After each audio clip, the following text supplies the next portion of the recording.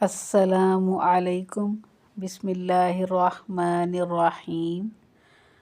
آج کی حدیث مبارکہ کا اردو ترجمہ ہے۔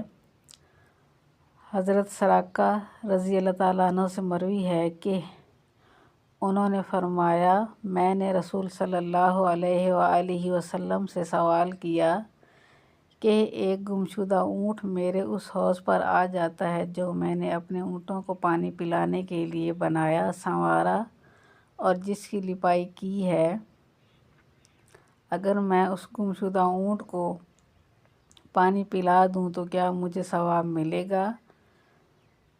نبی کریم صلی اللہ علیہ وآلہ وسلم نے فرمایا، ہاں، گرمی کی شدت محسوس کرنے والے، جگر رکھنے والے ہر جانور کو پانی پلانے میں اجر و ثواب ہے۔